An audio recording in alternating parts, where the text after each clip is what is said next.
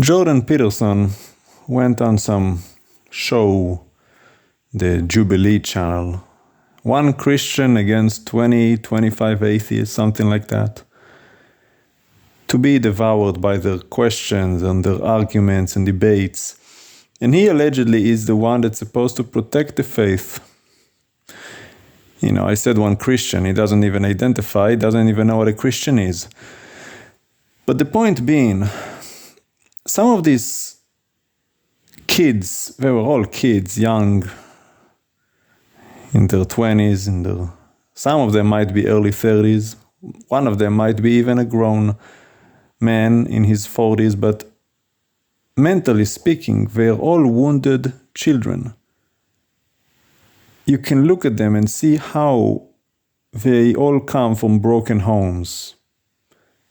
They do not look like they have a loving father and mother. They have no love, which appears to be the case in most, not all, but most atheists. They are simply unloved.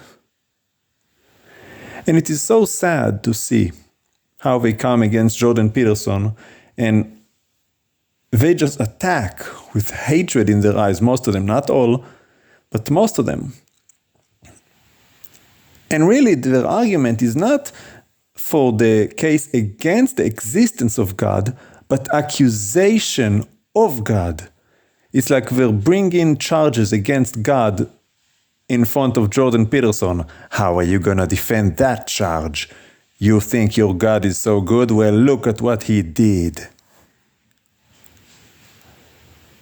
Well, whether he did or not, God is God. The question of morality does not cancel out the existence. So either way, this is not the argument here. But nevertheless, I get what they're saying.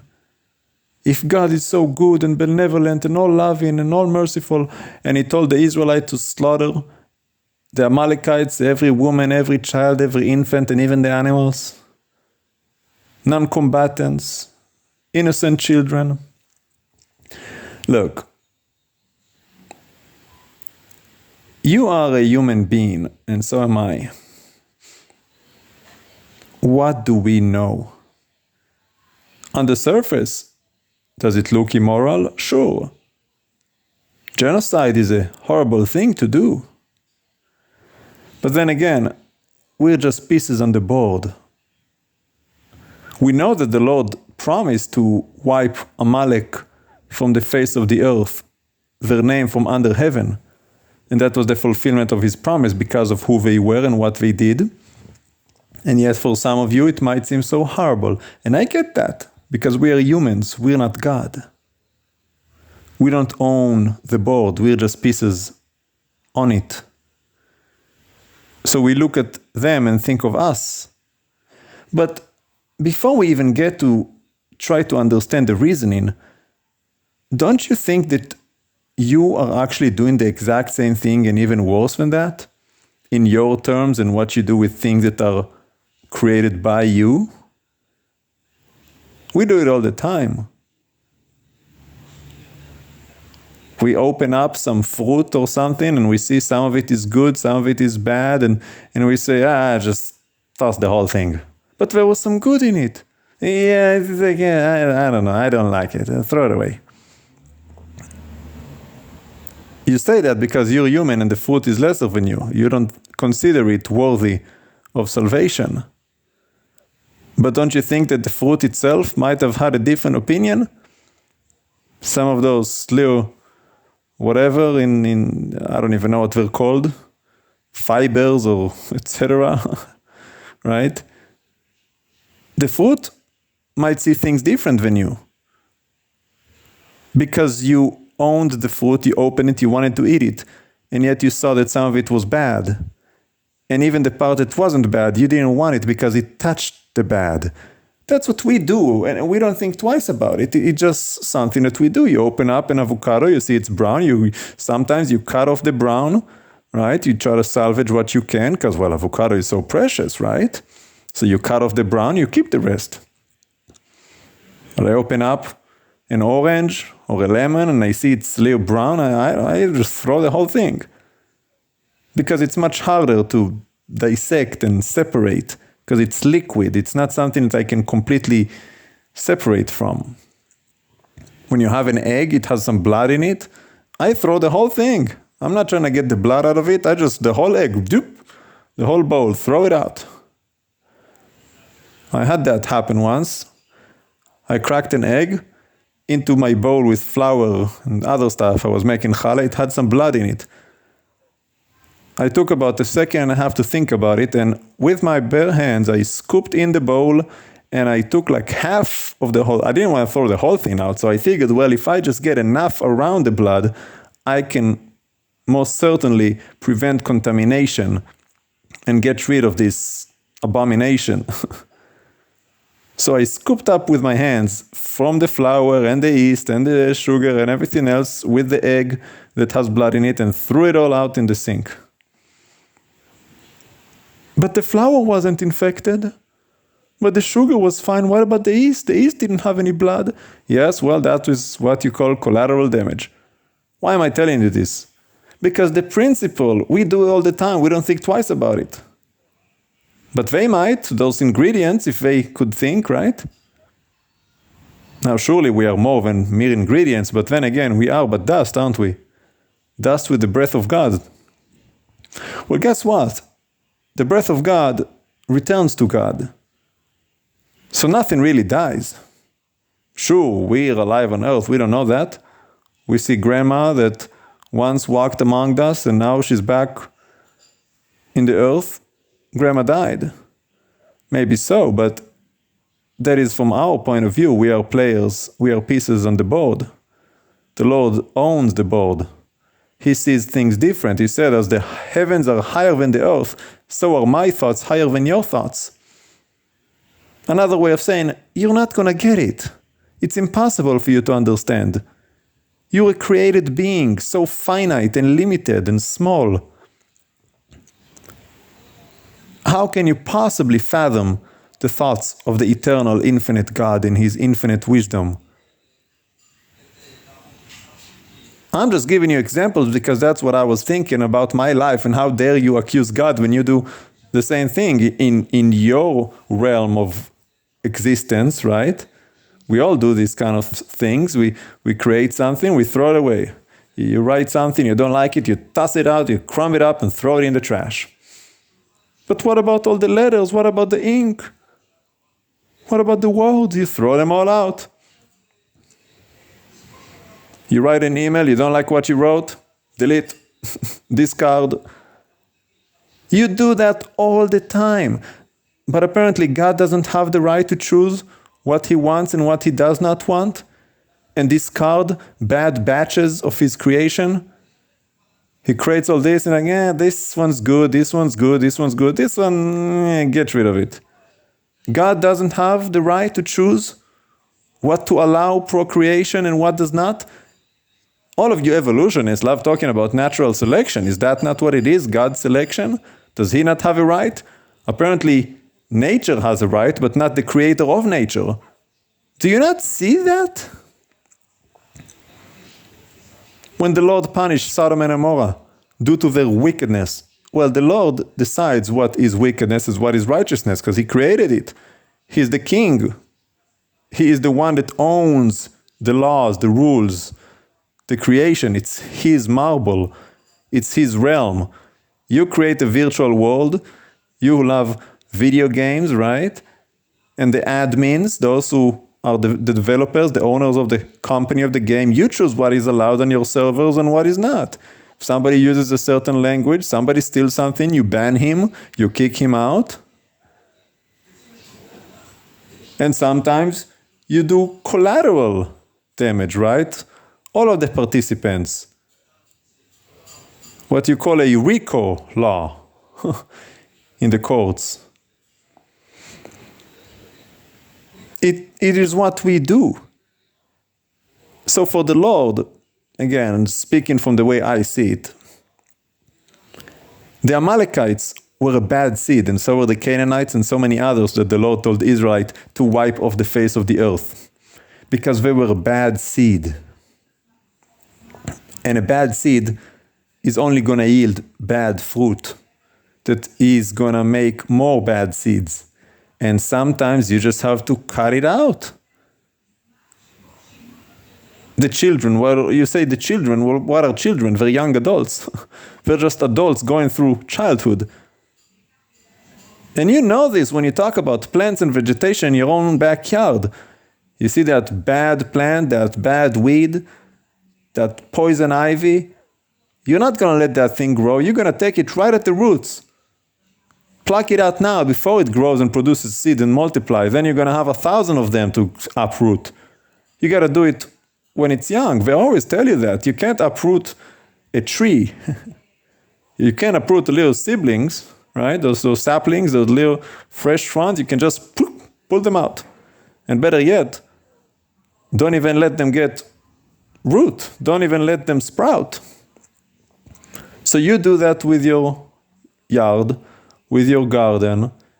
You choose what to take root and what not, but apparently the Lord doesn't have that right on the planet He created to choose what kind of seed He wants on the soil, what kind of man. The creature that He Himself created, put His breath in, He doesn't have the right to choose? Does that make sense to you? And I'm not even talking about His reasoning. I don't know His reasoning, I can guess, but for the sake of argument, it doesn't matter what I can guess, because I don't know whether I'm right or not. Does it really matter?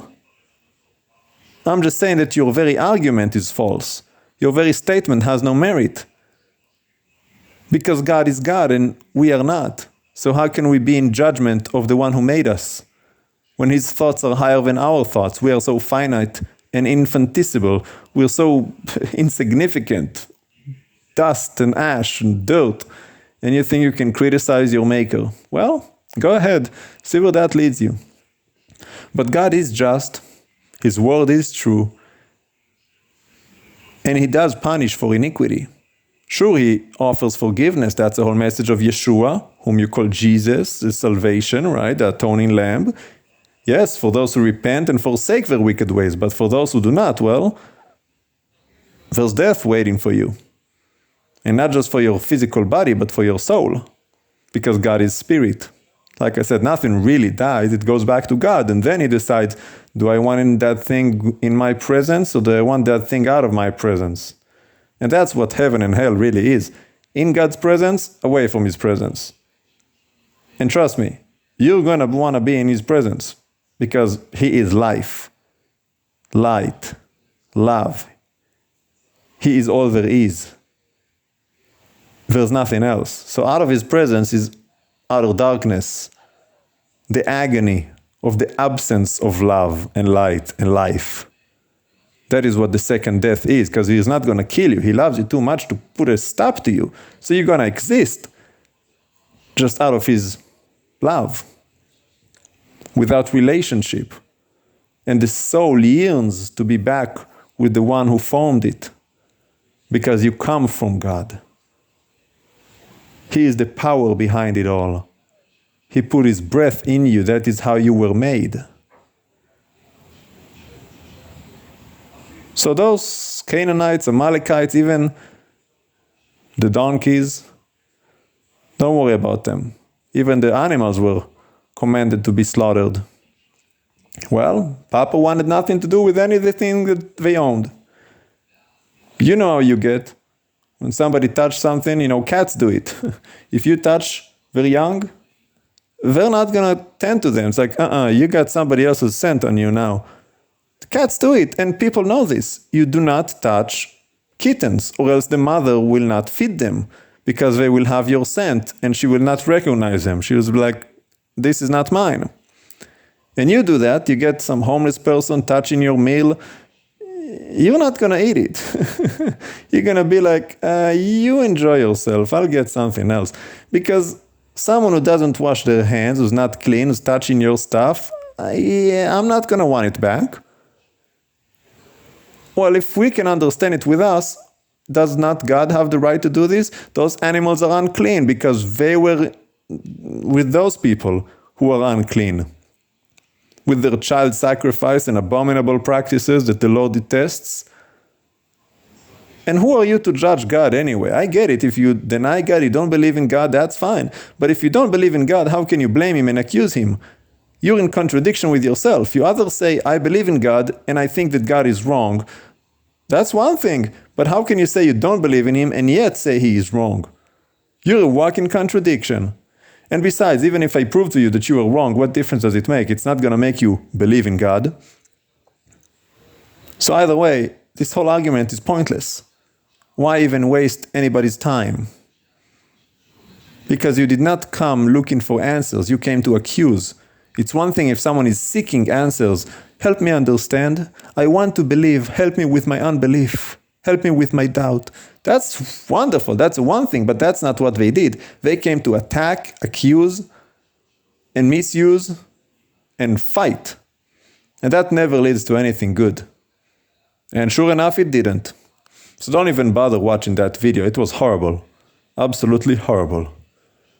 But as for you who have your doubts, God is good. Always was, always is, always will be. We don't understand the things he did. How can we? If God is God, then it's beyond us. But we know that he loves us because we're still alive, despite how wicked we are. You've denied him, maligned him, attacked him, accused him, and he still gives you breath every morning. Think about that much. That should put some guilt on you for being so wicked. If God is, and he is. But don't worry, you'll find out soon enough. Whether on good terms or bad, I cannot say, but every knee will bow and every tongue will confess. And we know that the road is narrow that leads to life. Most are not going to walk it. And that's just the way it is. It's your choice. You choose to be bitter, resentful, hateful. That's your choice. And you alone will face the consequence of your choice. If you are upset with God, I want to ask you a question. Why would you become an atheist? Because you're upset with God.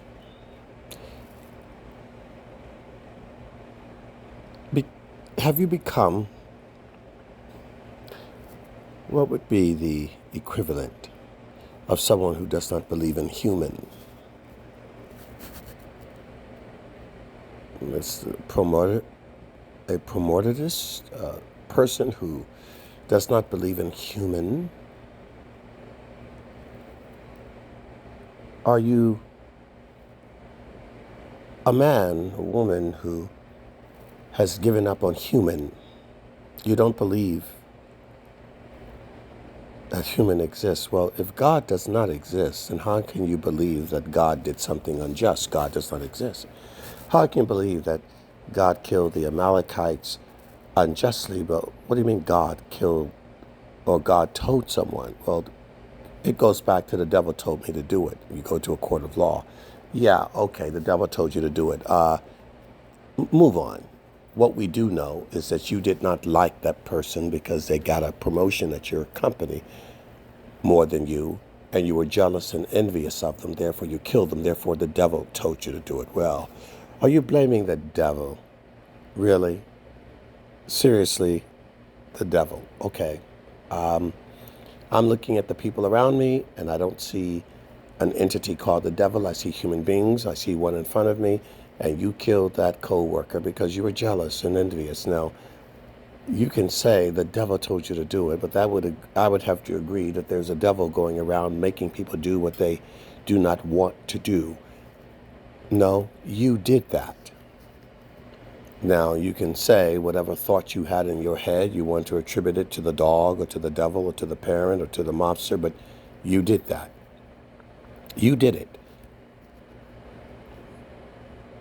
Now, if the devil walks in here, we'll make him an accomplice to the crime, being that he helped to plan it, but you carried it out. You're the hitman. So, you exist in front of me. I can see the murderer in front of me. You can claim insanity, and we're not really going to buy that one either. A momentary lapse of judgment? Well, isn't all crime a lapse of judgment? Rather, it was in the moment, or one that had been planned or schemed for some time. You just have poor judgment. Rather, it's in the moment, or rather, it's just consistent and continual in you. It's your habit of being. Some people, well, but in the heat of the moment. Well, in the heat of the moment, some people shoot people on the road. Other people just roll up their windows, keep their mouths shut, and drive on. The heat of the moment is not a justification, nor is it an excuse for making a wrong decision.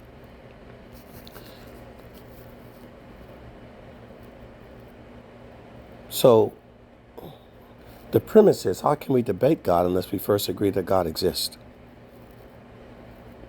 There is no conversation I can have with you if you don't believe that I'm actually a suspect, when there's no one that has any standing of suspicion. Well, there's no interrogation. You don't bring them in for questioning. Well, you're not even a suspect. First, I have to suspect that there's a possibility that you exist, that you are the culprit, that you are the perpetrator, but I just don't bring everybody in, because not everybody's a suspect. Not everybody qualifies. So what is this debate about God with atheists? I'll have to debate God with those who suspect that there is a God. And maybe to some degree I wouldn't debate it, but I might want to ask some leading questions to determine, is there enough evidence to believe? I don't need a lot of evidence, just enough. Enough evidence to believe that you are guilty, as well as enough reasonable doubt to believe that you're not. And it's reasonable doubt, not just doubt for the sake of bias and hate and all kinds of other things. But there's enough evidence, circumstantial or otherwise, for me to convict you of being a human. And being that you want to question someone about their belief in someone because you can't understand why they do what they do, or why do you put up with that person? We say it all the time. Oh, I can't believe you're still married to that person. Yeah, that person. I wouldn't do it. Well, no, you wouldn't. You're not me. I wouldn't give him that. No, you wouldn't. But you're not me. You don't love like me. You don't believe like me. And you don't have the relationship that I have with that person. Sometimes it's about relationship. Sometimes it's about hope. Sometimes it's about faith. Sometimes it's, I believe he can be better. Ladies do it all the time. I know. You don't think I should marry that person, but, I can help him. I think I can do better. I do it all the time when I see people that look like they need help. So many of my friends would tell me, why are you helping that person? They're no good. That person's got issues. Yeah, they do. A lot of people I help have issues. That's true. I love them. I have compassion on them. I have pity and mercy on them. I know they're not perfect. I know, but I feel like a lot of people feel towards a shelter dog. I can see something in them that needs loving, that they're worth loving. Maybe they haven't been loved. And sure, they upset me sometimes, and sure, but I can't imagine not loving them. Yes, they're not perfect. Yes, they hurt my feelings. Yes, they don't seem to get everything right that I'm trying to get them to do. I love them. I love them. She's not perfect. Yeah, I know he's got issues, but I love him. I care for him. I want to help him be better. He'll never be everything I want him to be, but he'll be better than what he used to be. You can't blame God What are you doing? What are you doing? I can't believe in God with all of the evil in the world. Well, can you believe in a human? There's evil in the world. Have you given up on humans? There are women that cheat on their husbands. Have you stopped dating? There are men that cheat on their wives. Have you stopped looking for a man? There are children that kill their parents, disobey. Have you stopped having children? There isn't a profession in this world where you cannot find fault and error and mistake, and a lot of it intentional fault. Corrupt politicians, corrupt police, corrupt doctors, corrupt companies, corrupt parents kill their own children, abuse their own children. Have you stopped believing in parenting? Have you stopped believing in products? People that take advantage of you with their products that they make? No, you don't. So where is the justification to stop believing in God? Because of something that you don't understand or something that you feel you disagree with. You haven't stopped living, and life is full of pain. So don't stop believing. Because God is in the rain and He's in the sun. He's in the good and He's in the bad. He's in the wealthy, He's in the poor. He's in the healthy, He's in the sick. God is. Don't stop believing. And if you feel that there's sick in the world and there's poor in the world, and you don't believe in God, then you go and be as God to them and heal them. Be as God to them and help them. Be as God to them and save them. Be as God to them and comfort them.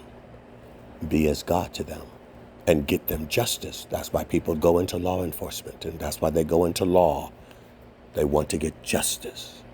Some go into politics because they want to get justice for themselves, for the city, for the country. They go into the military because they want to get justice. They want to protect. Are we not created in the image of God? To judge what's wrong, to reward what's right, to help the weak, to love. What are you doing? How many people have you mistakenly treated like an Amalekite, or justifiably did? How many people have you kicked out? How many people have you sued? How many people have you beat up? How many people have you maligned and mocked? How many people have you given a helping hand? How many people have you taken advantage of? How many people have you been prejudiced against? And you have an indictment about God. Well, you know what we say when people accuse us? Look in the mirror before you point all your fingers at God. Because you live in a body that has a big log in its own eye compared to the speck that you accuse God to have in His. Think on this. Because most of the ills in this world and the things that have happened to you have nothing to do, seriously, with God. It has a lot to do with a bad mother and a bad father, a bad husband, a bad wife, a bad friend, a bad company, a bad politician. Someone did you wrong and you are mad as hell. So you're going to hate everything and hate everyone and blame God and blame the devil. But it might be you who've been wronged. You never had love. You never had any luck, as people say. Nothing good has ever happened to you. You weren't born with a silver spoon. And therefore you color everything and everyone from that mindset of victimization and hate. You look at other people happy and look at what they have and where they live, and you want it for the wrong reasons.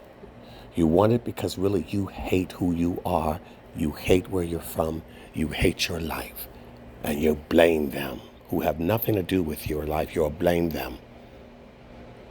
And that's what happens with a lot of the criminal element in the world. It is no different than those that seem to hate God. You really hate yourself. And you hate the ones that were in your life. You hate the fact that you don't have good friends. You hate the fact that you didn't have a good father and a good mother that loved you. So you hate and you blame the world. Had nothing to do with your mother and father, but you're going to blame them anyway. And you're going to blame God. And you're going to be a terror to yourself and to anyone that knows you until you wake up from whatever deck of cards you were dealt in life and from whatever the world has done to you. You're going to get up, wake up, detox that vile mind, and change your direction and your conviction. And instead of blaming what others have not done, go out and do what they did not do. They weren't loving, then you be loving. They weren't a good parent, then go and seek how to become a good parent. They weren't good servants of God, then you be a good servant of God.